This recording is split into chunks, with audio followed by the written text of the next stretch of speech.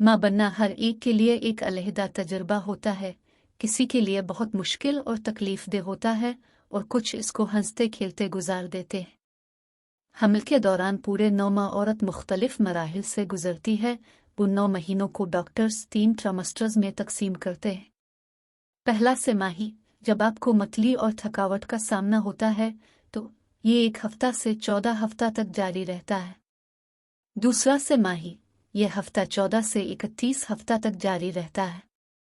आप इस अरसे में बहुत बेहतर महसूस करेंगे और आपके हमल का टकराव देखा जाएगा। इब्तदाई हमल की अलामात जैसे सुबह की बीमारी, सरदर्द, चक्कर आना, थकावट वगैरह आहिस्ता आहिस्ता ख़त्म हो जाते हैं।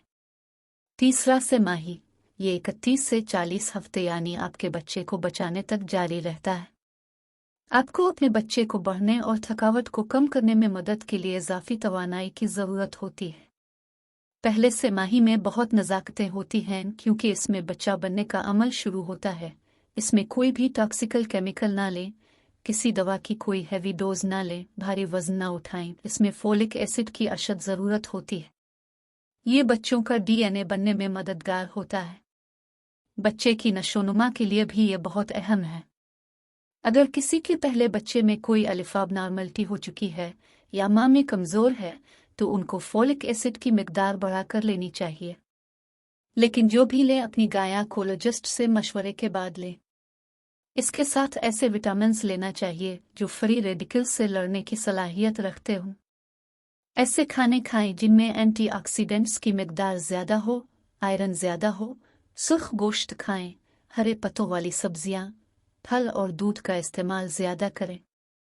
विटामिन सी और कार्बोहाइड्रेट सप्लीमेंट्स इस्तेमाल करें। 14 हफ्ते में बच्चे की हड्डियां और गोश्त बनना शुरू हो जाता है। इसमें भी अच्छी खुराक लेना बहुत ज़रूरी है, वरना बच्चे में किसी न किसी चीज़ की कमी रह जाती है। आई की लेवल कम होता है। जिन माँ में खून की कमी होती है, हेमोग्लोबिन कम होता है, इन बच्चों की दिमागी सलाहियत मुतासिर होती है।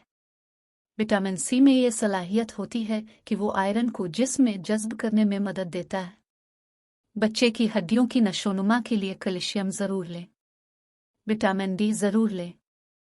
विटामिन डी के लिए सन बाथ लें यानी सूरज की रोशनी से फ़ायदा उठाएं। विटामिन के ज़रूर लें, ये प्रोबायोटिक के तौर पर काम करता है। विटामिन सी, ई और एंटीऑक्सीडेंट्स बच्चे की नशोनुमा के लिए बहुत ज़रूरी हैं। न्यूट्रिशन, फास्फोरस और जिंक लेना भी ज़रूरी है। ये गो की कम मिकदार में ली जाती है, लेकिन इसकी कमी नहीं होनी चाहिए। 28 हफ्ते से बच्चे का वज़न बढ़ना शुरू हो जाता है।